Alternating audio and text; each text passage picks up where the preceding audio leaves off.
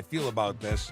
Well, actually, I know exactly how I feel about it. It is the Monday before I take off on vacation. Well, it's actually the Monday before the Tuesday before the Wednesday that I take off on vacation. I am going on vacation, which means there won't be a show after tomorrow, at least not until like the 20th or 21st. It's a bit of a break, I know. But I wanted to give you that preparation. I wanted to start off with the tough news, and then we could get into stuff and things that matter to you most, like the answers to your traffic and police questions. My name is Sean Shapiro. I'm a police officer with the Toronto Police Service. I talk about traffic safety, traffic law, and police stuff every single day. Doesn't matter if I'm here, there, anywhere. Doesn't matter if I'm on vacation. I have live streamed from a Florida hotel balcony. Yes, I have. Why? Because I want to make sure you have answers to your questions. It's kind of why I'm here. Anyway. What can I tell you? Over my shoulder, if you're watching the widescreen version, sorry for the folks on Instagram, but if you're watching over there, you might notice a Monopoly board. It's a little far away. I know. You're not supposed to be able to read it. I'm just going to tell you what it is. It is the Toronto edition Monopoly, or Monopoly Toronto edition. It's an officially licensed Toronto board. It's awesome, and I'm going to run a video of it in a few minutes, but I thought no better way to show it off than right here. What we're doing. Where are you getting us? How do you ask us questions? Let's talk about that before we get into anything else. If you're watching us, you are probably on one of the channels on your screen. You know, TikTok, YouTube, Twitch, LinkedIn, Facebook, Instagram, Kick, or the platform formerly known as Twitter, now called X. I need a better nickname. Yeah. Anyway, if you want to ask us questions and you're not on X, then just ask questions. Use the chat.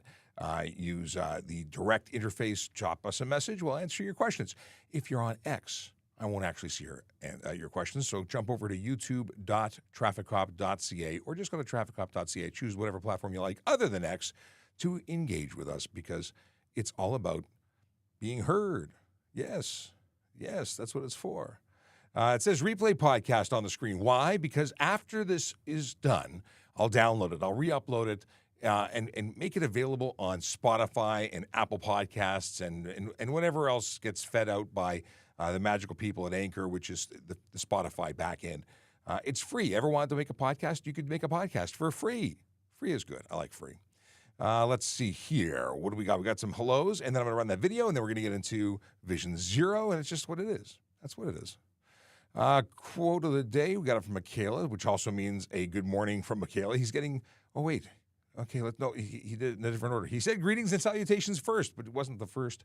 It wasn't the first comment. That actually came in from Michael, who says, a complaint. I need to make it to MTO. HOV lane should have concrete wall in the solid line so buses, carpool, motorcycles safely go speed limit where the rest are slow. I don't disagree with you. We need something to divide lanes to keep those pesky, lawless drivers from using the HOV lane as a free-for-all.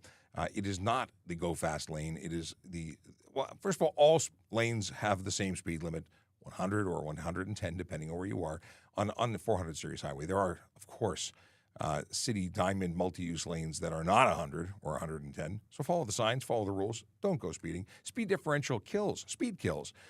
We don't want people to get hurt. So slow down. Okay. Akil is flagging his goodbye message already, but we'll flag it so we don't lose it. Good morning, Sean. Hope you had a great weekend. Tim, I had an exhausting weekend, but it was a fantastic weekend. Any weekend that I get to spend time with my family, I enjoy. Yeah. Thank you very much. I hope you had a great one, too. Chase says, love the studio. Get some Xmas lights up soon. So I do have some stuff that I'm preparing for when I get back from vacation. But yes, we'll have it. We'll theme it up here. We got Brandon, who says, wants to know about motorcycles and what we do for training. We can certainly talk about that. We'll do it after the little stuff I got planned. Chase has the Toronto Poly and the Waterloo Poly. I didn't know Waterloo had one. That's cool. Stephen Bell, good morning. Marlene Byfield, hello, my old boss. How you doing? Long time no see. Marlene and I worked together in court services, and when I was at Old City Hall. So good to hear from you. Let's see here. Chase wants to know if you can put flashing white and amber lights in the front of your grill. Why would you want to? I mean, drive around with them? I mean, tow trucks do it. It's not against the law. I'm questioning as to why you'd be doing it. Can't have a wig-wag pattern, mind you. Okay. A question about Corvettes, and we'll get to that in just a few. Okay. Things I want to show you, things I want to talk about. Well, I want to do all those things, but first, I'm going to play this little video. Enjoy. That's great music, too.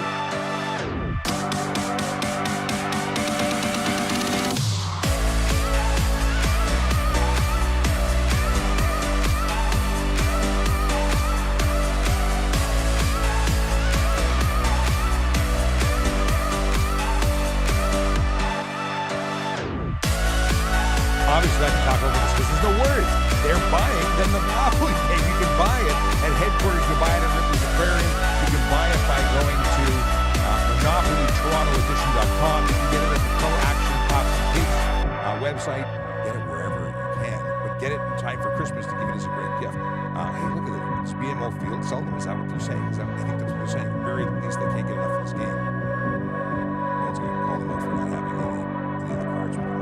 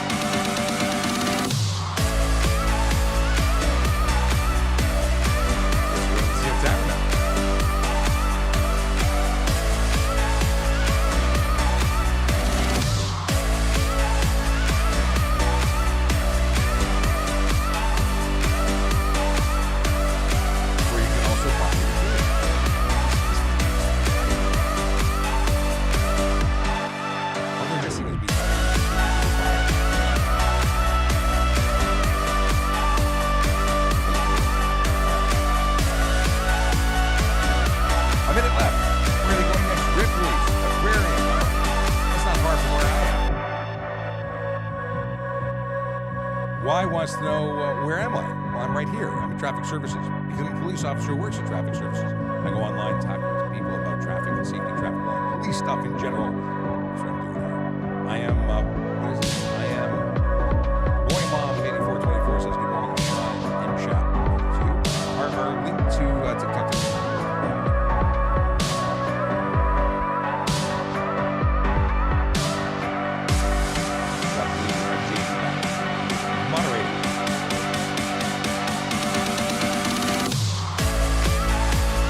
Apparently I'm whispering. Maybe that's the audio. Jason, how's the audio now? Well, I am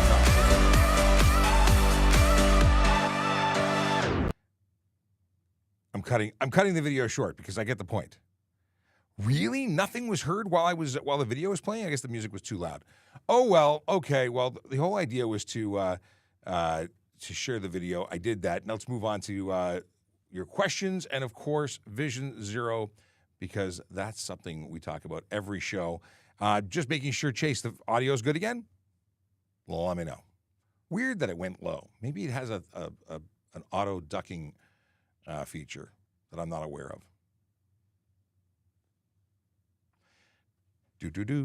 Okay, before I get into the Vision Zero, because we got this button pressed, we'll go to Don Thompson's question of good morning. Is there a way to listen to police scanners so we can know what's happening in our area? Our scanners scanners don't work anymore. We have encrypted channels that are both trunking and encrypted. If you're able to hear us, there's a problem.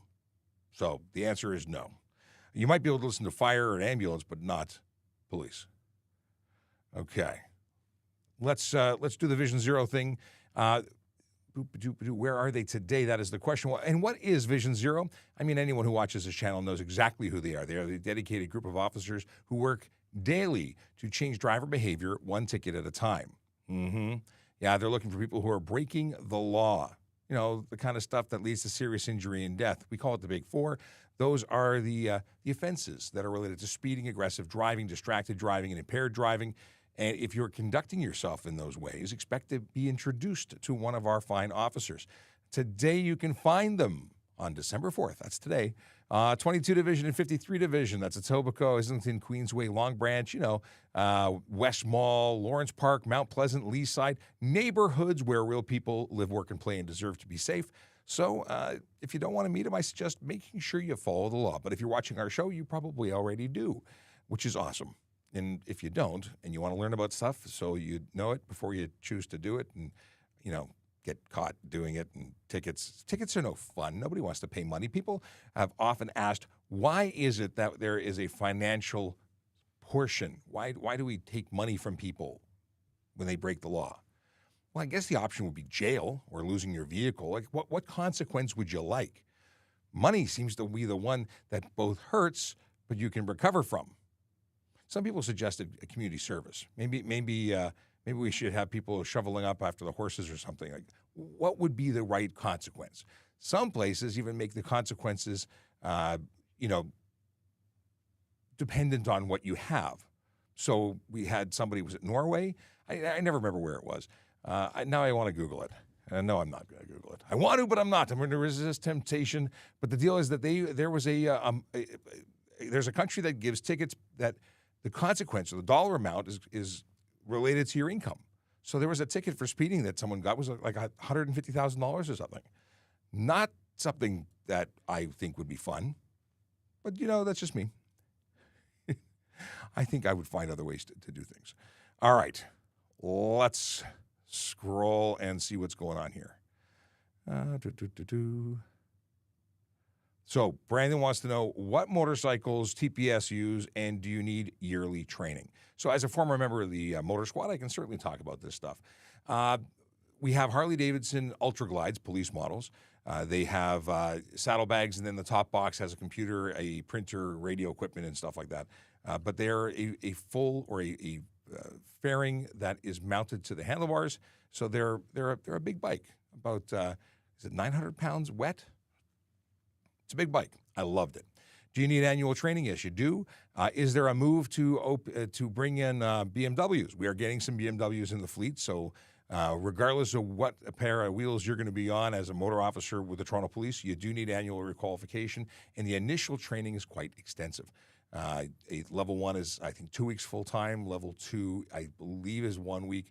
And then level 3 is another week. And it doesn't happen all in order. It takes years in between to get to a level 3 motor officer. Cool. Continuing, I think we got Stephen Bell, but we'll say it again. Hi, Stephen. Is it true that the OPP is getting C8 Corvettes as cop cars? No, they had one stickered up as a promotional tool loaned to them by Chevy. They brought it to the auto shows. It's a great recruiting tool. But my understanding is it's just on loan and it's going back, and it's not part of their actual fleet. It's certainly not being used as a street vehicle. I don't believe it's plated. Let's see here. White flashing light forward would be, Chase asked earlier about the forward strobes. It depends on the brightness, the aim, but a strobe light on the front of the vehicle, amber, would be absolutely, like, we're talking about grill lights, right? Could it be an issue if you're high beaming somebody? Yeah, but these shouldn't be, they shouldn't be the same. But I hear what you're saying. Maybe we should start ticketing all these tow truck drivers for having flashing lights. White light to the rear is a problem, but not to the front. Well, now we'll have to read some stuff. That guy at the 808 is so nice, according to Chase. Awesome. I don't know if I've met that person, but we have nice people everywhere here. Okay, we got that. We got this. Yo Baby Yo. Oh, sorry. Yo Baby Yo So has a question. What's the question? Yeah, on the QEW, if there's an ambulance with its lights on, do you pull over to the right? When you see an emergency vehicle, you pull over to the right and stop. Yeah. Now, maybe that they pass you by the time you get out of their way, and then you don't have to stop necessarily, but you do need to pull over and get out of their way. If you're on a multi-lane highway that is divided, well, then you can be pulling to the left or right to get out of the way, depending on what is most practicable. I like that word, practicable. What do we have here? Interesting. Butter Timbit. We'll flag this for a second. Okay. Okay, so the music was way too loud. Thank you, duly noted. Good morning, Evandro. How you doing?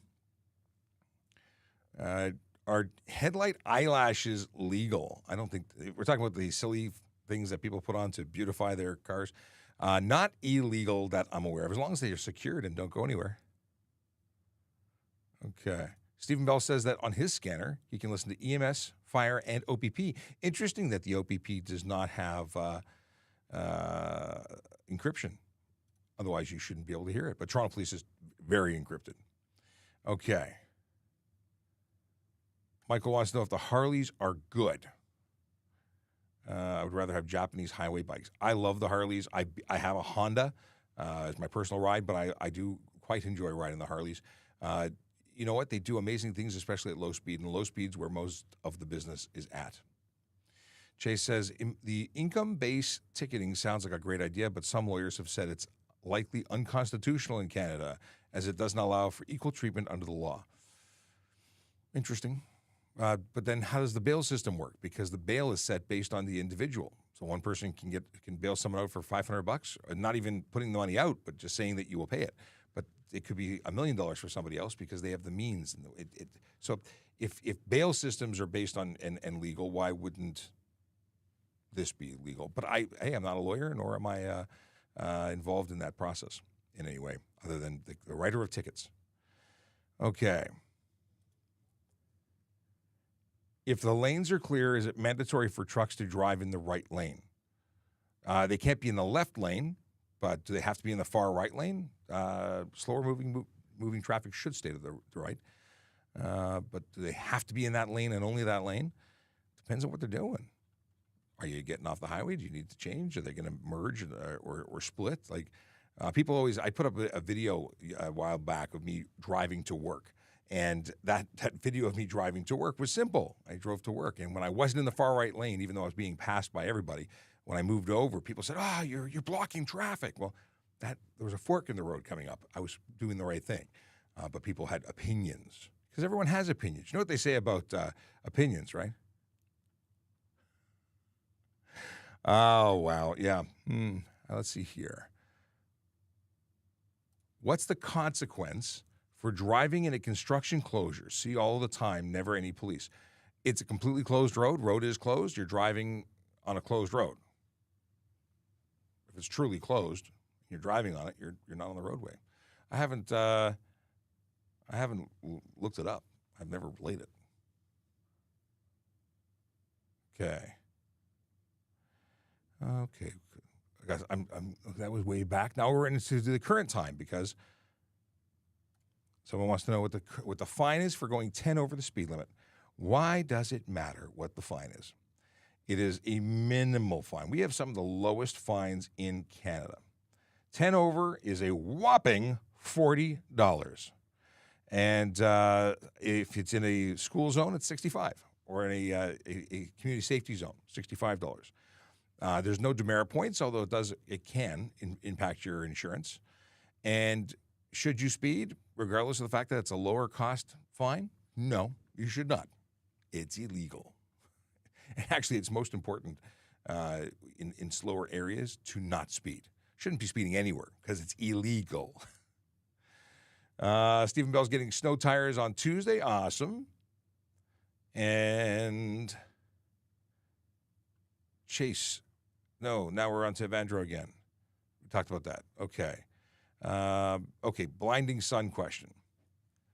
If the blinding sun causes a driver to get into a collision, can charges be laid? Yes.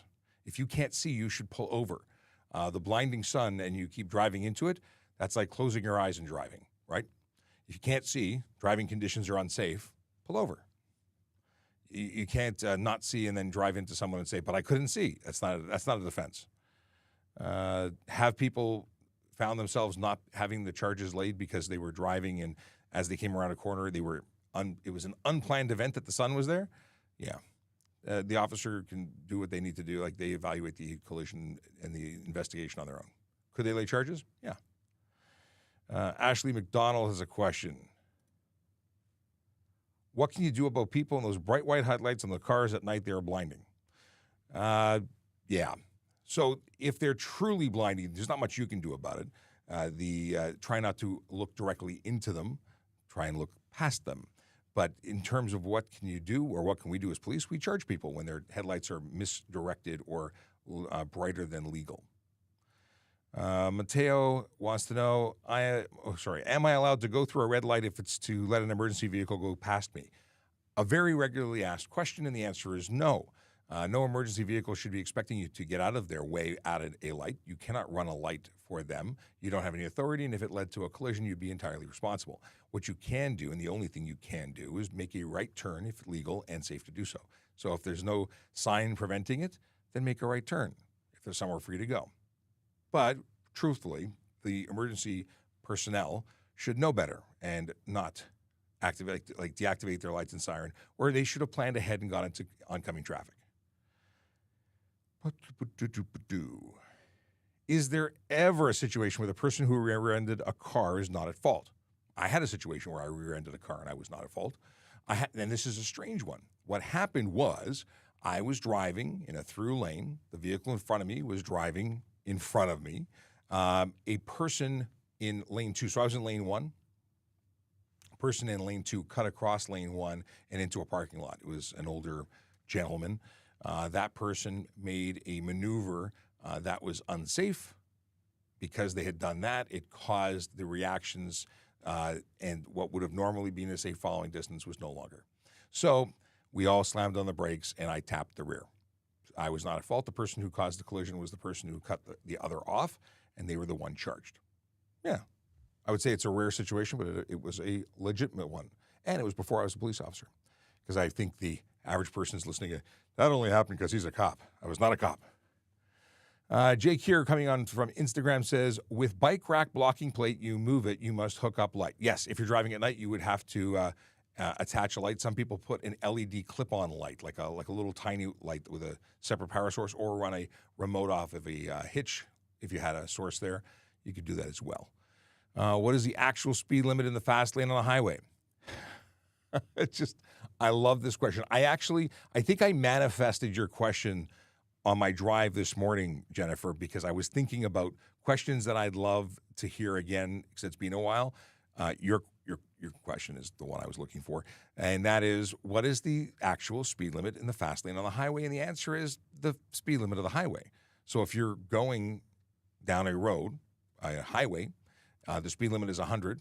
All the lanes have the same speed limit. No one should be going faster. Doesn't matter what lane you're in, the speed limit is the same. Many people think that you can speed in order to pass. They are wrong. But it never gets old. I love hearing about it. Let's see here. Radek wants to know and says, good morning. Good morning to you. Can I teach my 14-year-old nephew how to drive on a public road? He does not have a learner's permit. The answer is no, not on a public road. You cannot be on a road. They can sit in the passenger seat and watch you if that's the instruction you're giving, but they cannot be behind the wheel of a motor vehicle in Ontario on the road. On private property, they could. There's no license required to drive on private property. But there's a lot of risk involved, because if they crash the car on private property, your insurance might say, well, they weren't licensed. We're not covering you. But we couldn't charge you for having an unlicensed driver behind the wheel. But the roads, you are looking for problems, because you're not only an uninsured driver or an unlicensed driver, but an uninsured driver. Have them wait until they turn 16, get a learner's permit, and then do all the instruction legally that you'd like. Michael says, income-based fine is equal. It hurts the bad rich just as much as the bad poor. So it punishes evenly, appropriately. So you're saying that someone who breaks the rules as a violator of law has an impact that hurts them or that they feel. Because I've spoken to many people who say a parking ticket for $50 for parking in front of the nightclub is the same as parking in the parking lot down the street from the nightclub, except less walking. So they will take the ticket. It's the same price. If you made that parking ticket $1,000, they'd probably walk. Just saying. All right. Why'd I lose? Oh, yeah. Here we go. would I get pulled over for tinted taillights? If you were seen by me, you most certainly would. I can guarantee it. If you were seen by Sergeant Campbell, yeah, it's illegal. If you have your tinted taillights and your taillights are no longer functioning as per required and discernible at 150 meters, you're good for a ticket. Okay. Oh, we got questions about salting trucks. Okay, we'll get to that. We already talked about Mateo's question. Here's a question from Brock. Good morning, Sean. Question out of curiosity. In Toronto, do police officers have the power to enforce bylaws, or can those laws only be enforced by bylaw enforcement and PEOs respectively? Not respectfully. Well, both respectively and respectively. Police officers can write all of those tickets. Yes, we can enforce all the laws. Do we? Is that something that we commonly practice? We tend not to mow our colleagues' lawn. If we write a ticket for parking, that's a ticket that the parking officers don't get to write, but we are busy doing other things and not focused on parking and so on. So although we have the authority, if we were pulled into a situation and it was appropriate for us to lay that charge, we most certainly could because we have the authority. Radek wants to know if we can pass salting trucks. So salting trucks, the deal is the new law. We're talking about the laws under the Highway Traffic Act. New ones came out, or at least where now it is illegal to pass a plow, or it's actually two or more plows that are working in tandem. What is the word I'm looking for? It's a great word. Can't remember the word. So if you can't pass you can pass a salt truck safely, even though you're going to get a barrage of salt thrown at the side of your vehicle, which is less fun than you'd think. But you cannot. What is the word? Anybody in the chat there know what we're talking about? Oh, it's tip of my tongue. It'll come to me tomorrow. Okay. So if there's any part of the truck or plow in the lane that you would need to go in order to pass a group of plows, you could not. Even if they were not, like you couldn't drive in between them. It's just unsafe. Diamond formation? No, it's not diamond formation. JD was throwing it in there. Let's see here. Oh, it's going to bug me. So you know what? I can't let this one go. I need to look it up. Here we go. Plow.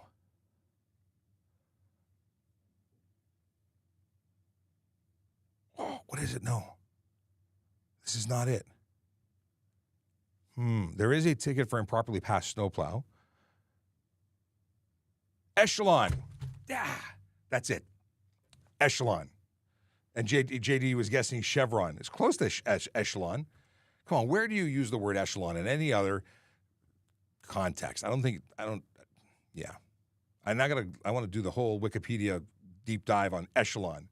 In outer space. That's JD's vote. Okay. I have too much fun at work. That's the problem. Okay, we got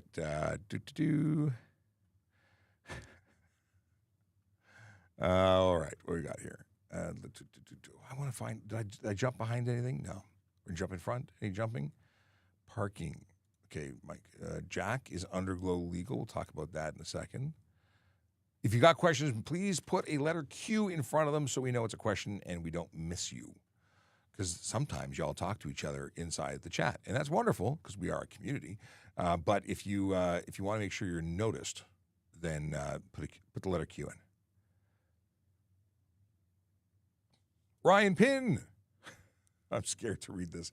Ryan Pinn's a driving instructor in Nova Scotia, a friend to the show. And what's he got to say? Good morning. Because the HTA doesn't specifically say I can't, can I get a haircut while driving? If you're not doing the cutting, I think you could. I do have questions as to whether or not it would be itchy. Ryan Pinn wants to know if he can get a haircut while driving. Well, that's the thing. It could become itchy. I'm backing up because Sergeant Campbell is joining. Whoop. He's moving in. All right. Well, I got to tell you, if that was distracting, No, you can't. But if it's not distracting, if it didn't I mean, Ryan comes up with the most ludicrous questions, and I love him for it. But I don't think it would. If you could, how involved are you in haircuts? Unless they're telling you, look down at the ground. I don't know. Anything is distracting. Anything that doesn't give you 100% concentration on driving, I think, is a little bit distracting. It could be a little bit distracting. Let's see. We got questions. And there'll be hair everywhere. The hair is the problem. If you're itchy, I hate being itchy. That's the worst feeling ever. Especially when you get a note from the school saying something's going around and causing itching things, that causes me to be itchy. Just reading about it. Okay. If anyone is against income-based fines or bail, I bet they break the law. So we were discussing, motivators to and the consequences of fines and whether or not we should have income-based fines. I totally agree with it. Totally agree. It was Chase who said that someone made an argument that it would be, it wouldn't be an even. What's the wording you used? I don't know. I can't remember. Basically said it wasn't balanced. It wasn't fair for everybody. However, the bail system is entirely based on income. You get a bail based on what's going to motivate you to follow the rules. Absolutely. So why wouldn't it cost? I mean, if you can't spend $1,000, then or $1 million, let's say, and you don't have $1 million to get out, nobody would ever get out. Mm-hmm. But a rich person would be able to get out. But which would be unfair. But $1 million may not mean a lot to them, or it may mean everything. What's $50 to somebody could be $1 million to somebody else, and that's the issue. So maybe parking should be, and all fines should be based on income. I think that would definitely motivate people differently. I do believe parking fines are low enough that everybody, if they're operating a vehicle, should be able to know better. First of all, not park there. Mm-hmm. Second of all, that a $40 ticket or whatever it is, I believe that's okay for everybody. Except for those ones that do it on purpose. Like the ones out in front of the nightclub that don't want to walk a block? Because it's the same price as parking? Yeah. Yeah, that's what we're talking about. Let's see here. SM says, if there's a driver in oncoming traffic who has their high beams on during the night and is obstructing my view, is it illegal to quickly flash my high beams back at them in the hopes that they turn it off? It's one of those things that technically you're improperly using your high beams. However, it's also an acceptable communication because you're trying to communicate for the betterment of all? Yeah, so if you're doing a very quick flash of your headlights to signal somebody that something is wrong, right, we get it. We'd understand. Now, if you just flick your high beams on and combat high beams against high beams, mm-hmm. then that would definitely be. That would be no bueno. Now, see, over in Europe, your high beams are actually connected to your horn. So when you beep your horn, your high beams come on and flash on. And your horn is there as a signaling device for something that's wrong or to alert somebody of something. And now that they have a visual as well as the audible, I think it's great. I think we should have that here. They also have high and low horn settings for highway and city. They also have fog taillights and headlights. Like, they do a lot of things that really make sense in Europe. Yeah, but how often do we have fog here? It's foggy. Well, once in a while. It can be once in a while. I'm going to tell you, if you're driving around in the Highlands of Scotland, it's foggy all the time. Yeah. Chase says, can you text and drive on construction vehicles or implements of husbandry on the shoulder? Oh, my. Well, the law specifically is for motor vehicles. And if it classifies as a motor vehicle, you cannot. However, if it's an implement of husbandry and not classified as a motor vehicle, that may not apply. So I'm going to say if you're operating on the shoulder of the roadway, then yes, it would apply. Yeah, actually it's being used as a motor vehicle? Yep. And if you're in a field, it wouldn't. Okay. But yes, it's an implement of husbandry. Yes, it's allowed. There's an exception to allowed on the roadway. It's still a motor vehicle, though.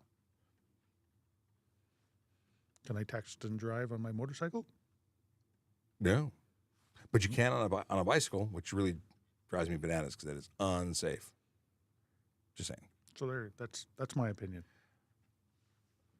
They want to stud their tires to make more tires. You can if you live above. It's the French River. There's a number of places specifically listed as permissible for. It's a Northern Ontario location. Yeah. And the deal is that you can even visit Southern Ontario with them on, but you're limited as to how long you can stay here, and it's only in certain months. That's right. So studded tires are great in the ice and inclement weather that way, but it does damage the road, and that's why they don't allow them all the time down here. So if you ever see snowmobile crossings on roads, you'll see a little bit of a divot there, and that's because snowmobile tracks have studs on them. So if you stud a tire, it's wearing that down everywhere. So Yes. great things, just can't be used all over the place. And I think I can't remember what the wording is, but it's French River is where it Yeah, starts here. I don't know how that works. I've never referred to that as the barrier. I've always listed the individual places, which I may still have them here. We'll check it out in a second. Okay, fine. I'll check it out now. A list of jurisdictions. Here we go. Oh, look at This that. is what is Northern Ontario: Algoma, Cochrane, Kenora, Manitoulin, Nipissing, Parry Sound, Rainy River, Sudbury, Thunder Bay, and Temiskaming. Those are the places. This is an old one I've not used in a while. I'm glad it still exists. Well, you know what? It's soon to be wintertime, so. Funny how that works. It's officially wintertime. Well, it is. It just doesn't feel like winter. Not down here. Up No. north, apparently it does. I imagine that's the story. That yes. We talked about this. Oh, we didn't talk about this. So the question is, I don't know why it's coming up as though I asked. Oh no, we got asked several times. Here we go. It's not even spam. It's just the computer making weird stuff. So, what are my rights at a ride stop? Oh, well. What are your rights? That's such a What are your big, how about this one? wide What are question. your responsibilities? I think that's That easier would to be- answer. Yep. So Which are required to do. yes, because people rights is a whole different issue. If you are pulled over, you're stopped at a ride stop. Police have the ability to ask for a sample of your breath or to have you participate in a roadside sobriety test, a standard field sobriety test. Both of those are mandatory. Your participation is required by law. If you should refuse, you will be arrested for refuse and charged with a criminal offense of refuse. And the consequences of that are basically the same as if you would have failed. Yep. You are being stopped on a roadway. Most of them are done on a roadway, so you're obligated to provide your driver's license, ownership, and insurance. Your driver's license more for identifying you and to see your conditions on your driver's license, see if you're allowed to have any alcohol at all. So Yeah, some people have a zero BAC requirement on the license, like a G1, a G2, an M1, an M2, or a G-class driver or commercial driver in any age or type of license. In the event that you are if you're under the age of 22 and a G-class driver, you're still required to have a zero blood alcohol content, and that has a consequence of a suspension and a fine. But if you're obviously over 0.0 or 0.05 at 0.079, you're going to get a what is considered a warn range, and you're going to get an administrative suspension right then and there. Not a criminal offense, but you are going to be suspended. If you've done it before within 10 years, it's a 7-day. Yep. And then what else? And if it's 0.08 and above, you're getting arrested. And a ride spot check is lawful. It's random. It's not done, specifically targeting you. But as a result of that ride spot check, we may learn information that may cause us to leave the ride portion of it and launch into an investigation of another sorts. Say we pull you over and it's a ride spot check and we're looking at you, we look at your documents, and we now have some concerns about should you have this car? Is it a stolen car?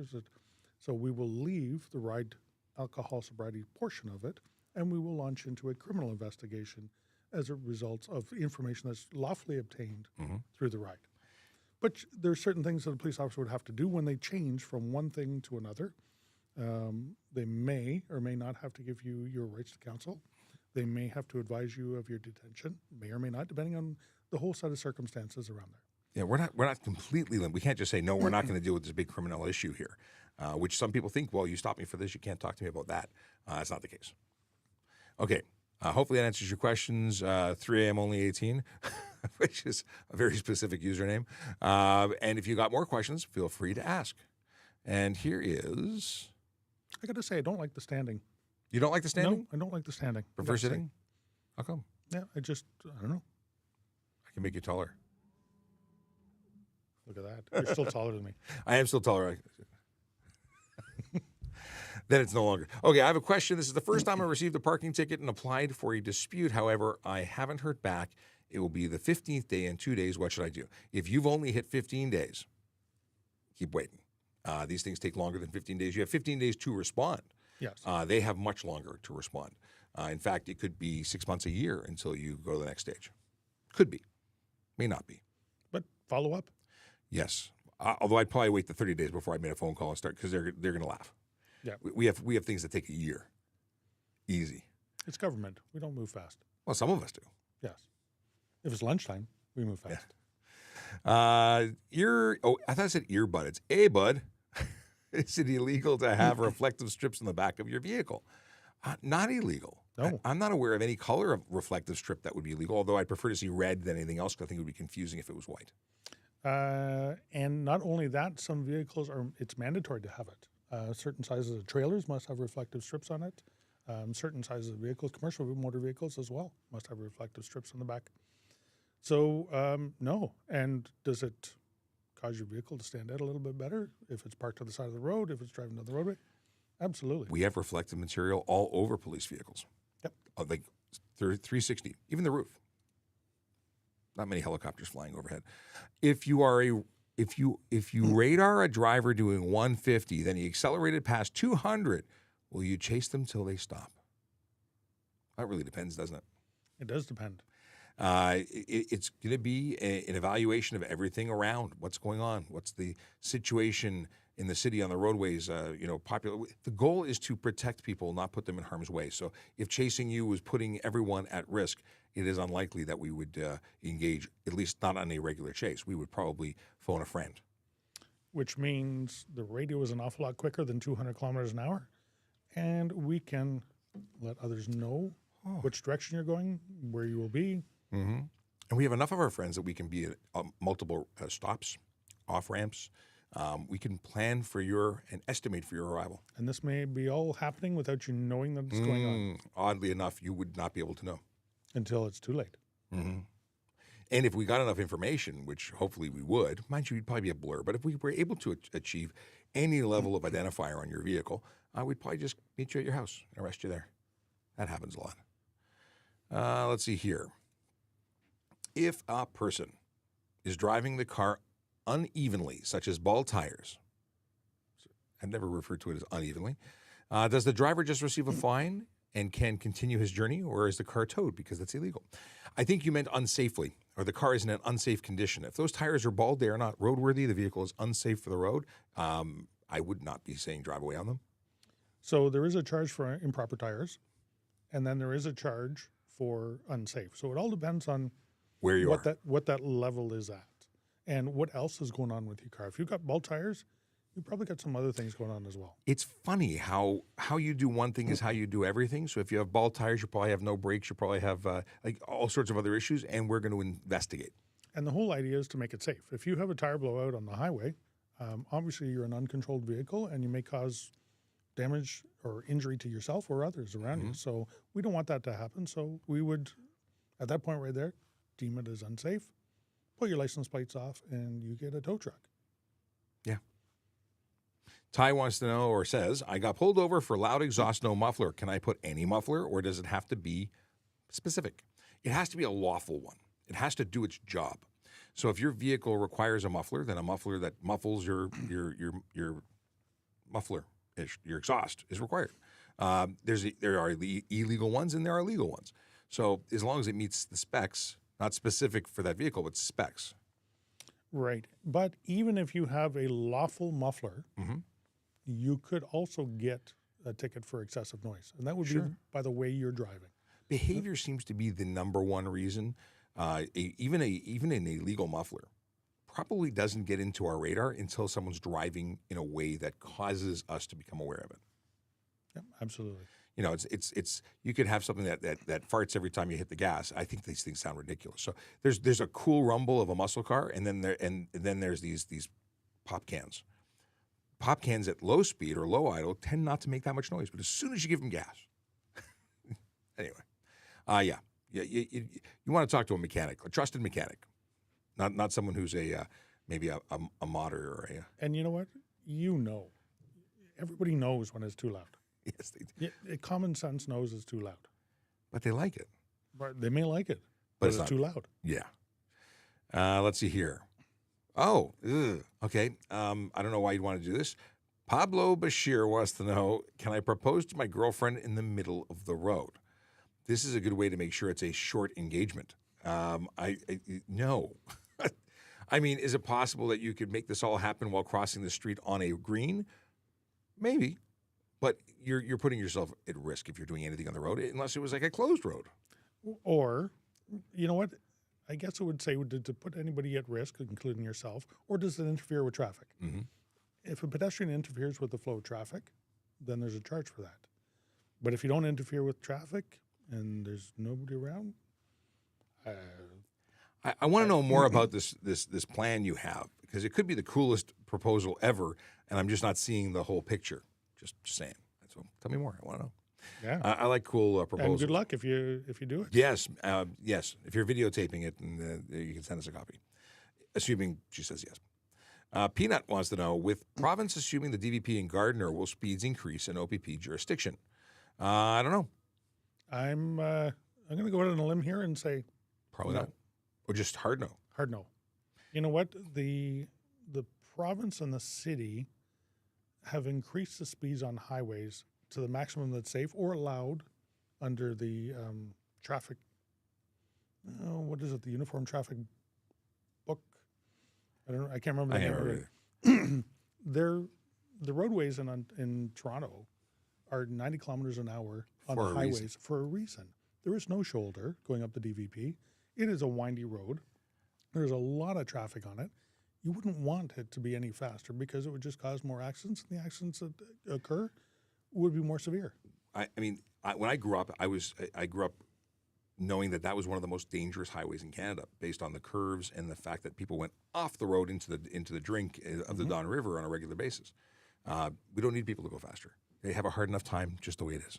So we have, in the province, we have a few highways where there is a project going on to see how sustainable the speed of 110 kilometers an hour is. And those highways are selected because of the nature of the highway, because of the traffic flow, because of the width and lack of any hazards on the highway. The Don Valley Parkway and the Gardiner Expressway, it's not wide. There's lots of hazards, a lot of traffic. I can't see it happening, but that's just my opinion. I don't think it's going to happen. Let's go to a couple of questions that are here. We talked about this already, talked about that already. Where is it? Tow trucks do not need disco lights when towing and driving normally. They are a hazard. I wholeheartedly agree. If they're a hazard, they should park. I agree. So the discussion was whether or not amber and white flashing lights in the front of a vehicle are illegal. So it depends on the way they flash. Is it's not wigwag. If a white flashing light alternates like that, then absolutely it's That's illegal. wigwag, and it's specifically that's headlight wigwag, where one headlight goes out and Yeah, any white light on the front. Yeah? Yep. Okay. So I wholeheartedly agree. Tow trucks, unless they're in a position where there's a hazard, they're in a hazardous position, they're outside their truck, they're trying to lift up a car, hook it up properly, that's a hazard. That's where people slow down and move over. If they're driving down the street, what's the hazard? If there is a hazard, they shouldn't be driving down the street. I agree. When they're hooking up, that's where it's supposed to be. It totally waters down the whole idea of having flashing lights. It's like people who turn on their hazards when it rains. Like nobody else can tell there's water falling from the sky. It drives me bananas. Have you ever seen a police car, ambulance, or fire truck driving around with their red lights on just because? In other countries, yes. Here, no. Absolutely. Why not? Because it waters down when It's no longer, really- you desensitize everybody. Tim Scott 705 asked this question earlier. I addressed it, but I wanted to revisit it with your perspective. And that is, if the blinding sun causes a driver to get into a collision, can charges still be laid? Yes.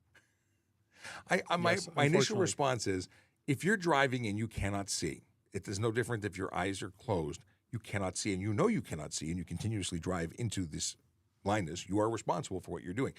I could see a perspective where you come over a peak, the glare off a vehicle that comes by because a truck carrying a mirror drove by. I could see scenarios where it's not expected. Okay. But outside of there, So who caused it? If you can't see while you're driving because of the environment, who caused it? with that scenario, I think somebody is indirectly involved. You're still responsible. You're still involved. So it's 100% your fault. If you can't see and you drive into oncoming traffic, it's not the traffic that's driving properly's fault. It's your fault. You couldn't see.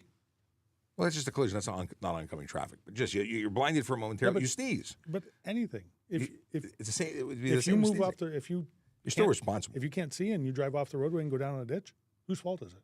Yeah. Can't blame the sun. Can't blame. Hard to send them a ticket. They all burn up on it anyway. Well, we basically said the same thing. And the only thing is, I was trying to come up with one scenario where possibly, maybe, no, but I guess not. Could it be a causal factor? Yes. But yeah, Is it still your fault? you're still responsible for everything your vehicle does because you're in charge of it. Yep. Okay. We talked about this one already. I don't know why I selected it again. All right. What can you do about people? No, we talked about this already. Talked about that already. Boy, we talked about a bunch of stuff. The answer to that one? Yes. Yes, we talked about that one already. Okay. We talked about these are all flagged questions already. Driver, oncoming traffic, high beams, blah blah blah. Okay, we talked about this one. You have your moderator back today. I don't think he's working. I heard him. Oh yeah. Yeah, he's there. Here's one I know we didn't talk about, and that is are police authorized to drive solo in the HOV lane if they're just patrolling and do not have their lights on? Yes. We're permitted to be in. Oh, yeah? Are we specifically excused? Police, you don't think so? I'm pretty sure we are. I don't know. Yeah, we can use the lane for go buses only if we have to. Oh yeah. Where does Well, it say that? we can bypass bylaws. Oh if yeah. required by there's an exemption in the City of Toronto bylaws.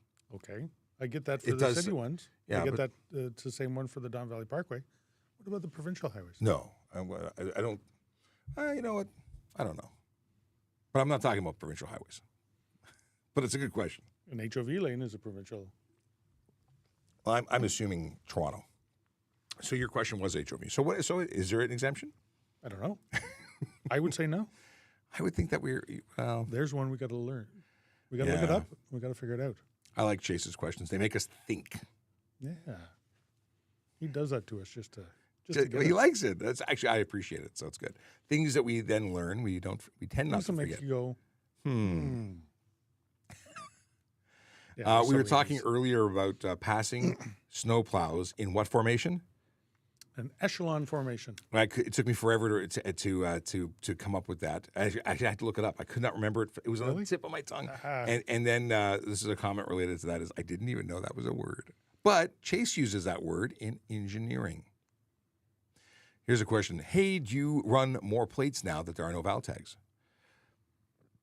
I don't know if it's more or less, but we've always run plates. And now there's autonomous or automatic readers that run plates even more. That was a system that became very important as a result of the implementation or the removal of val tags. So the government, when they removed the val tags, they had to have another way to enforce the validity of license plates, and they did that by offering some money to police services to get ALPRs, which is the automatic license plate readers. And it can be set for whatever. It can be set for val tags, can be set for stolen cars, can be set for wanted people, anything, people under suspension. So depends on what we have it set for. It would be binging all the time, which is good. We'll pull you over all the time. We'll give you tickets all the time. If you need to renew your plates, you can do it online for free. Go to trafficcop.ca for links on how to do that. Miguelito wants to know, can ride stops happen at any time, anywhere? Oh, yeah. Yes. And it doesn't actually have to be a ride stop setup. It can be a mobile ride. So they're right there for the purpose of stopping cars to check sobriety. And just in general, one of the reasons a police officer can stop any car on the road at any time is for license status, insurance status, sobriety, and mechanical fitness. Yep. And we don't need any reason to it. You don't have to be weaving. You don't have to be whatever. We can do that at any time. And we can demand previously, before the law changed, we had to have probable grounds, is the American term, but that you have alcohol in your breath to demand a roadside screening. You have to have suspicion. Right, suspicion. Now, we don't need that. With mandatory alcohol screening, anybody at any time can have a demand made, and they have to provide the sample of the breath. Yeah, so whereas I'd have to smell alcohol or have an admission of it in your system from you to develop that suspicion, now the car I stopped, I stop every car. Every car I stop gets a test. Mandatory alcohol screening. Streaming is a Netflix thing. It's a different topic. Everyone can get tested, and it's a lawful demand. Dominic wants to know if Toronto should move to a pedestrian-focused city like in Europe. The city is built around walking rather than vehicles and bikes. It's better for the environment and community forming. I can't see that ever happening, whether or not Toronto would like to do it or not. I don't think it's feasible, but that's me, and I'm not an engineer or planner of any kind. I just know that I grew up here. I don't know any other way to do what I do. I can't envision it any other way. See, roads and cities in Europe are an awful lot different from what we had here. Our roads are fairly new. Our cities are fairly new compared to Europe, where it's 1,000-year-old streets or 1,000-year-old, and they're small and they're tight and they're compact, and the vehicles nowadays can't get around them. So Europe has gone to a more pedestrian-friendly because it's easier to do. They can put the infrastructure in place, and they've had it there for hundreds of years, thousands of years sometimes, to make that happen. It's actually the reverse. You're preserving ancient roads, and you're trying to get vehicles to run within them. This is why they have such small vehicles being manufactured over there, whereas we are about efficiency and getting larger things, faster mover. Like, it's a totally different. Yep, but the city is changing because the volume has gone up exponentially lately. I've seen the volume in the last 20 years, just absolutely, Traffic everywhere all the time. Traffic everywhere, just like rush hour used to be an hour.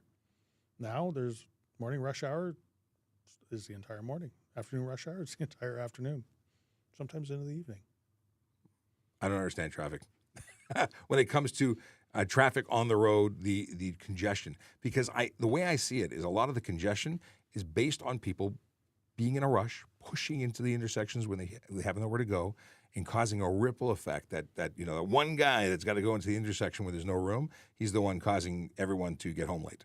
It starts with one. Or the one guy who's driving up, say, the bumper-to-bumper traffic, and he decides to go into the merge lane and go up and then try and cut back in again, which causes everybody to have to hit the brakes.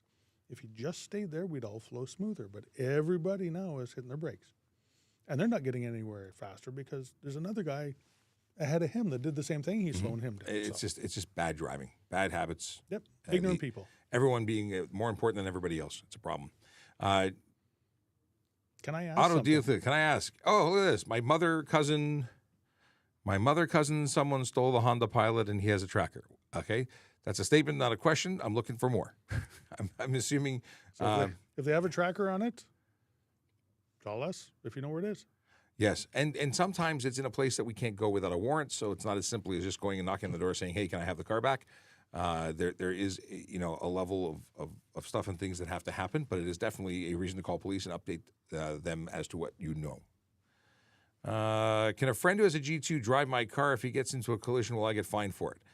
If you let someone drive your car and they crash, your insurance will be covering it. So your rates will go up when you claim. Is it possible that they have their own car and they then use their insurance to pay for it? They could do that too. Oddly enough, friends, when money gets involved, it really tries a relationship. Yep. They may not want their insurance rates to go up, and they might defriend you. A G2 is a full driving license with certain conditions and restrictions on them, but it is a full driving license. You cannot lend it to a G1 driver, but you can to a G2. Mm-hmm. Make sure that your insurance, though, will cover it depending on the age. And some insurance have a rider to say nobody under 25 can drive the car, except for the vehicle owner. If that's in your insurance, then that's the rule. That's a private agreement, and that will affect the relationship you have with your insurance company, the rates you pay. It does not change the way the police will deal with you, though. Right. Dr. Nick's been waiting for 10 years. I don't know what they're waiting for. Well, welcome. Well, he's been here. We've been here for a couple of years. You could have jumped on sooner. Well, he's been here before, and he's usually very vocal. But I don't know what I missed your previous message, Nick. I don't know what you're talking Ryan says studded tires are loud and annoying. Burn more fuel and in dry conditions can also reduce your traction, not to mention how bad they are for the roads. Toyo has a tire that doesn't hurt the road. Well, that's good to know. I imagine they're still not loud. Still If it's not studded, loud yeah. if it's studded. Let's see here. Steve. So we'll leave the ride check and go on a fishing expedition because, well, the ride check itself has nothing but a fishing expedition. Oh. Ride checks are not fishing expeditions. 9 times out of 10, it is a, how you doing? Thanks for stopping and moving along. There's no fishing. We're not in the business of fishing. But if there's something obvious, like there's, a firearm in the car, there's drugs, there are things we're still obligated to deal with. And I would hope that you would want us to deal with those things. You know what? The ride check is there specifically to check for sobriety. Yeah. That's it. Alcohol and drugs. That's it. But I was going to say, if you have a headlight out, maybe we'll tell you about it, but we didn't stop you for that reason. We stopped you for the alcohol. So you're probably going to get a warning and go away. Yep. I cut you off. What were you going to say? No, that was it. Okay. So the question about the tracker question is, how come the cops didn't try and catch the car napper? I don't know. Maybe there's information that you don't have. I don't know. This is the one with the car with the tracker inside. Yep. How come they didn't? I'm assuming they did try. I just don't know more than that. Can't answer it. Wasn't us. That's true. G-Class, what is this? I don't know what we're talking about. Mike's talking about. G-Class can be too impatient with pedestrian crossings. Some are more patient with slower animals. Wait until they clear the path. And there's a combination. Must wait until crosswalk is clear. Must wait for crossing guard to leave crosswalk. I don't understand why that has. I don't know what the context is, but the big thing is crosswalks at intersections are different than pedestrian crossovers, and the rules surrounding them differ if a crossing guard is present. But I don't know what you were referring to, like where this came out of. I'm thinking about buying what are you buying? A 2024 Hyundai Elantra N, but I'm hearing stories about other owners who got ticketed for modified exhaust when their car isn't modified. Do I need a special muffler? If the vehicle comes with a ridiculously loud muffler, even if it's factory, that could be a problem. Well, if you drive it that way, it could be a problem. There is an awful lot of cars out there, especially, hybrid cars that are used on the track. The newer Corvettes, things like that, higher-end cars, they can switch the exhaust to allow a more open, free-breathing exhaust, and that's done electronically. But if you drive it with it in that mode, it'll create noise. It'll get you a ticket. It doesn't go through not all of your exhaust is going through all of the parts of the muffler. Your Hyundai Elantra N. It's a race car, or it's a sport, high-end sports. So I would imagine that, yes, it has the potential to be louder, and if you drive it that way, you could get a ticket. But if it came factory, then the muffler is probably lawful.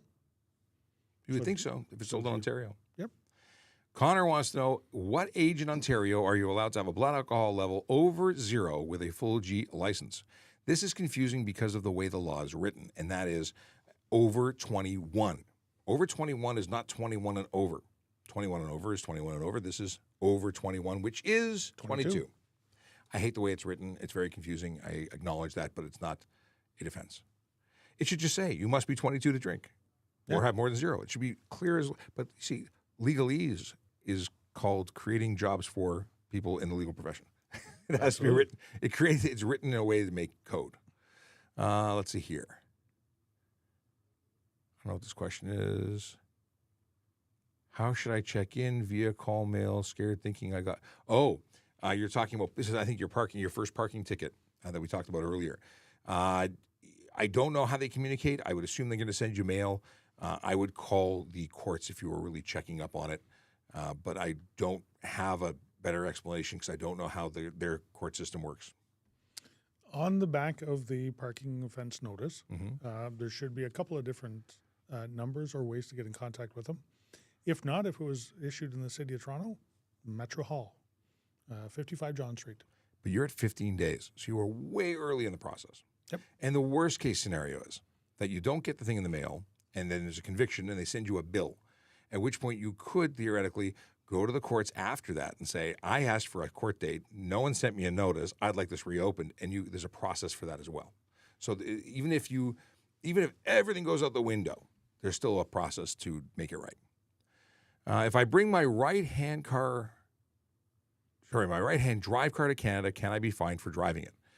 My understanding is it must be 15 years old in order to import a right-hand drive car. I don't know if that's accurate or not. That's something I'm not sure. I think before that, so it becomes a classic or the provisions where you don't have to convert it. So you can keep it as a right-hand drive car after 15 years. That's my understanding. The only thing that I can tell you for certain is if it is a right-hand car drive that does not have functioning signal lights, you must have a placard affixed to the rear that says right-hand drive so people know what window to look out for your hand waving with directions. Yep, absolutely. Here's an interesting segue based on that. You have a right-hand drive car with no signals, thus you are signaling out the window. Yep. Can you drive at night? Yes, you can. Because you can't. Because you can't. How do you know if they'll see your hand? Yep, absolutely. But you still can. Yeah, it's weird. Hand signals are lawful. They are. Yeah, cyclists don't have to illuminate their hands. Did I say what I say? Did I say cyclists? Did I say hand? I don't know what I said. Have you seen the new Super B? I have not. New Super B. We need to have a picture. Yes. When a city installs a traffic light, do they consult the TPS first or not? I can't imagine them calling us every time they put a traffic signal up. No. But I have no idea. Now, pedestrian crossovers, we have people that go out and do audits on them to see if it's warranted. Sorry. Well, here's a perfect opportunity to say, good morning, brother. Who's your sidekick? This is Yona Budd from AM 640. He's a host who says, who's your sidekick? This is Hey, that'd be me. That's Sergeant Murray Campbell. And I don't think I introduced you when you came in. I just started talking to you because I assume everyone knows you already because you're here all the time. Yeah, I usually make it for the last half of the show. I'm usually busy right up until about 10:15, 10:30, and then I go, oh, I got to jump in. And it's always good to have you. Let's see here. Is driving be a responsible what? Okay, I don't know. If driving be a responsible I don't know what you said. Okay, if a deer ran across the road and you hit it, does that count as an accident? Was the deer deemed at fault and therefore becomes a collision? So there really are no accidents. They're all collisions. Mm-hmm. And if you come into contact with something that causes more than $2,000 damage, whether it be a deer, a tree, another automobile, yes, it would be a reportable collision. So insurance-wise, your comprehensive would cover it. But yes, it's still a collision. It's still yes, still and if it's over $2,000 damage, which I imagine if it was a tasty deer. A tasty deer? It would be it wouldn't be tasty otherwise. Mind you, yeah. They're all kind of tasty. Somebody somewhere is upset with us now. Yeah. Let's see here. Dominic says, do you think Toronto should focus less on cars and bikers and more on pedestrians like Europe? So this is a different way of asking the same question from the same person, no less. So you know what? I think there are times and places for it. My daughter lives up in Peterborough, and her street recently got converted to a bicycle pedestrian-only street, and it seems to work great. You can only travel for half a block on it if you're driving into the driveway. It's blocked off either way, so it's not a through street, and it allows the cyclists and pedestrians an easier way to move around with less stress of looking out for vehicles all the time. I can't live anywhere like that. No? It sounds terrible. You know what? We're both car people. Yes. We're both car guys. We both love driving. Doesn't matter what it is. We've driven it. Yeah. But there are times and places for it. Absolutely. True. Grinch says, I'm late today prepping for a big interview tomorrow. Well, first off, what are you applying for? And second, good luck. I'm sure you're going to do great. But I do really want to know what you're going for. It's interesting stuff. Is there a charge for avoiding a ride check, like turning around or pulling off the road if the maneuvers are done legally, i.e. proper use of signals and done safely? Is there a charge for doing that, or is there a response to doing that?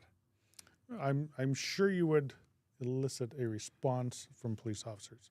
And quite often, especially when I'm out doing the ride spot check, we'll actually have somebody parked a little farther away maybe down a side road, watching for exactly that type of maneuver. We call it a clue. And most likely, if you don't want to go through a right spot check, there's a something reason. wrong. Yes. So, yes, will we come get you, specifically you? Yes. We are, yes. Because we Is call there a it charge clue. for it? No, because what are you doing? You're changing your driving, going a different direction. If you're doing it safely and lawfully, there's no issue that I'm But- aware of. But we use the clues to catch the bad people, and that would be a big clue. So the follow-up to Steve's original comment says, stopping someone without probable cause is by definition a fishing expedition. Probable cause is a U.S. Yeah, term. we are not in America. Reasonable probable grounds is for different stuff. This is something that is being deemed acceptable by the courts. And it is completely not random, but it's whoever pulls up. We don't pick you because of the way you look, the car you drive, anything like that. We pick you because it's random. You drive up, we will talk to you. In Australia, they do this for everybody going down the road. Like every single person, not every 5 cars get stopped. Every car gets stopped. Everybody blows, period. Well, that can happen here as well. They can, but they've been doing it for years, and it's very successful. But they also have a huge problem with impaired driving, and this is about the safety of all on the road. Anything that prevents or dissuades people from doing dumb stuff like getting behind the wheel of a car while under the influence of drugs or alcohol is good for everyone. I don't Including understand you who's driving. Yeah, so I don't understand why someone would be worried about someone getting caught for breaking the law, regardless of. Fishing expedition would have to be. Whoops. I always get calls in the show. Where's my button for ignore? Just pick it up and hang it up. No, I found it. All right. But I know who it is. They want to be on the radio, or they want me to be on the radio. Yeah, fishing expedition is only like if we drop. We're not dropping a line trying to catch somebody. We are stopping everybody with this very specific purpose of catching impaired operators or drivers. If you've not broken the law, there's no fishing. It's not fishing. We're not looking for random stuff. We're looking for a very specific thing. If we stopped every car looking for could we find someone with a headlight out is different. That's fishing. We know what we're looking for. We're not looking for anything else. So it could be counted as fishing with a net. And we stop everyone, we check everybody, we check every fish, and we let them go if they're not doing anything wrong. Well, there There you catch and go. release. Yeah. Okay. This is follow up about the right hand, left hand drive. What is this? How long does it typically take to find a hit and run driver with a company license plate? Oddly enough, companies keep great records. It doesn't take very long, usually. And companies don't want to take the liability of their employees. Mm-hmm. So if their employees are doing something wrong, then usually our investigators are pretty good at getting who's driving. Charger wants to know what the consequence for driving in a construction closure on lane closure 401 for, say, driving behind the TC54s. Please answer. You're driving on a closed road. Is that what you're saying? That would be. So the TC54s are the big construction barrels. So if you were driving on the closed portion of the roadway, you would get a ticket for driving on closed highway. It's kind of a significant ticket, too. I would think so. I'd hope so. Why is anyone doing that? I could look it up. Thanks for the. Okay, cool. Austin Ward is from Alberta, wants to drive a Ram with wide rim and tires. I do have rear mud flaps. Will I still get pulled over in Ontario when I drive across? Yeah, technically you can't have tires that protrude beyond the fenders. You could be charged. And mud flaps are a requirement. And Mud you've got flaps are- them. That's good. Well, mud flaps are one thing, but to cover the entire wheel, especially if it's raining or wet out or snowy, has to be completely covered. Driving on closed highway, 3 demerit points, and it's only $110. That's a deal. I was about to say that's pretty cheap. That is cheap. What is this? Is for the region. Oh, good luck, Grinch.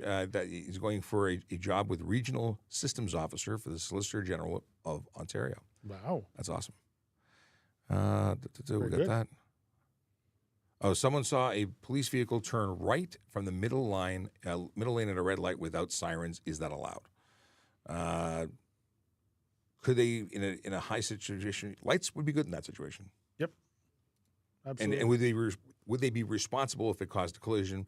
Yeah. 100%. Yeah. Absolutely. We can do a lot of stuff. We are responsible for all the stuff we do. Yep. and not only responsible under the Highway Traffic Act, but also under the Police Services Act. So we get double hammered Not good. if we cause anything wrong. He's no fun.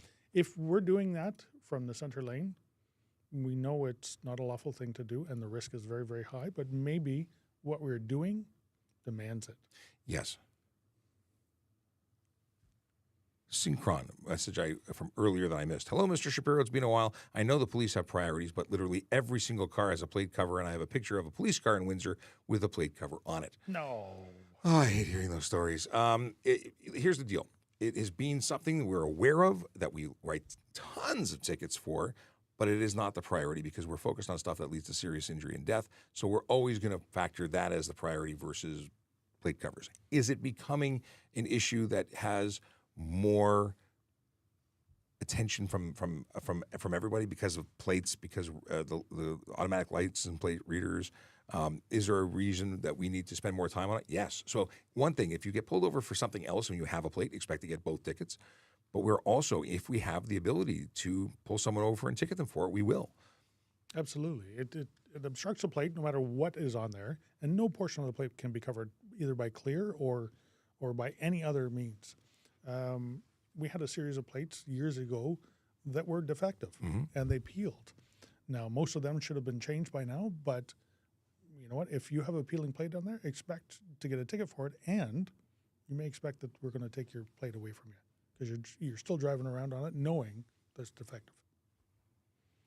They're free if you go and get them changed within a certain amount of time. Within 5 years is a warranty. For B Series, I believe it's 7 years, if not indefinite.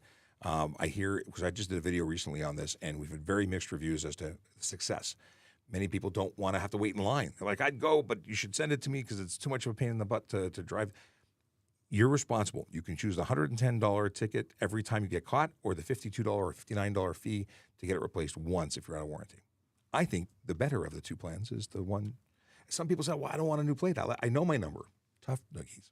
No, you can actually apply for a personalized plate with those original numbers For 300 plus. My father did that. He liked his license plate. I did that.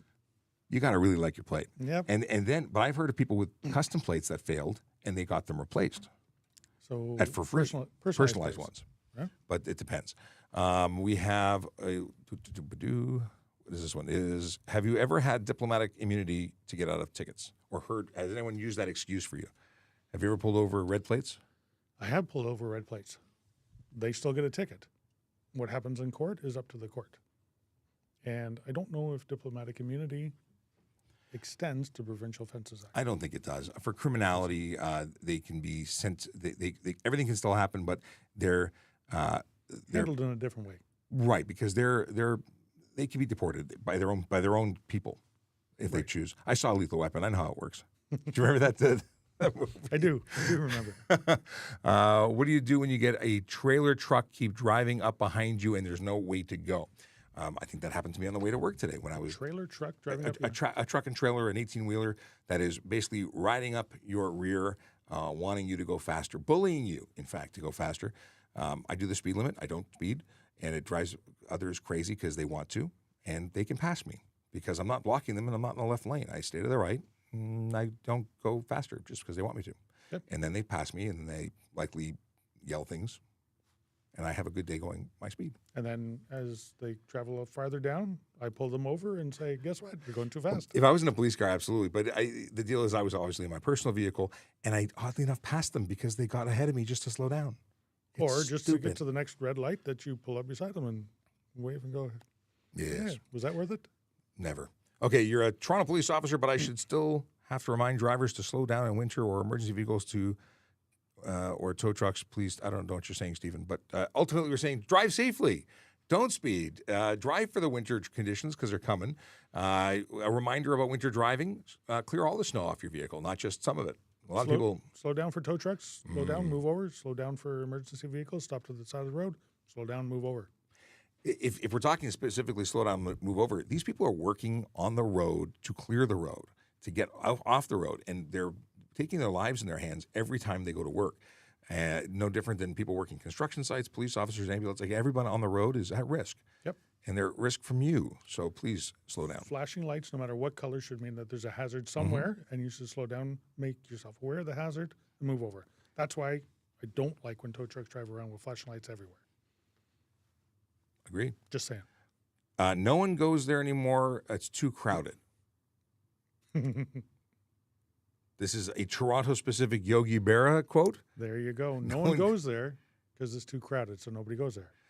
Okay. All right. So if nobody goes there, it can't be too crowded. Interesting.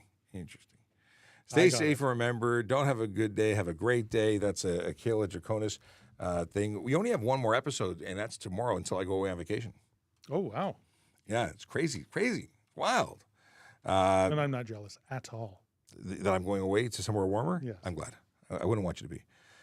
This is the Saturday, Sunday joke. We didn't do jokes, for the weekend because it was weekend. Did you hear about the guy who was fired from the keyboard factory? He wasn't putting in enough shifts. I like it. I like it too. I like it. A sore mummy needs a chiropractor.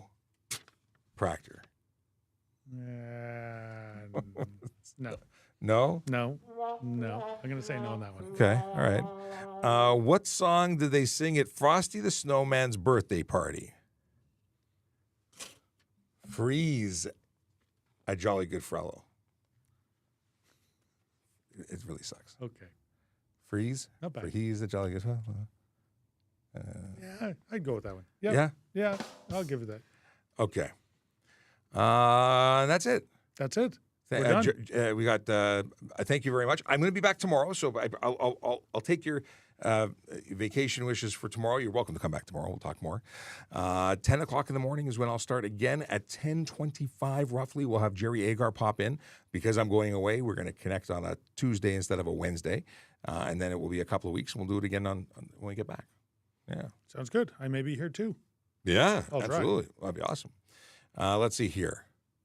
Is there anything here? Don't squirrel. No. Don't squirrel. We're done. No. We're done. Evan wants to know if I'm knowledgeable about the recruiting process. I didn't talk about careers. I need to talk about careers, and then we'll say goodbye. So very, very quickly, that's the recruiting page. What would you like to know about the recruiting page? Well, I can tell you this: everything you ever want to know about it is available right here. You go to www.tps.ca/careers, and you can scroll through this magical website and talk about whichever position you're interested in applying for. If it's police constable, just click on the tab for police constable, and all the info is there. You can even hit that big old apply now button, which we'd, of course, love for you to do because we're looking for good applicants. Did you just say big old? Big old. Big old. It's a big old. Wow. I'm going down south. That's an old button. Well, it's not a new button. Is it new? Maybe it's new. So all the requirements, everything down to the benefits and remuneration available. Now, you may not be looking for a police officer position. You could be looking for special constable, parking enforcement officer, comms operator. You could also be looking to volunteer with the auxiliary program. Mind you, they just shut the door on that. I think the deadline was the 1st. I think. That was for the next class. But you know what? The recruiting? Because they do it. They take applications, then they process applications, then they fill the class, as opposed to just having a gazillion people come through. But there's other opportunities. There's civilian roles. Maybe you want to work in an office, They but are an the amazing people office. that support us, that make this job possible. So we have a digital developer or a developer in the digital team, solutions architect, senior analyst, benefits administrator, and of course, comms operator. These are all amazing opportunities to work for a great organization called the Toronto Police Service. So you should apply. Love to have you. Okay. Good. With that, we'll really say goodbye. Actually, I'm going to run the video again that I ran earlier. Well, this is a different video. Oh. I'm going to shut this down. I'm not coming back after this, but we're going to run the video for the game. This is for the Toronto Monopoly game. So we'll see you tomorrow, and here's the Monopoly game.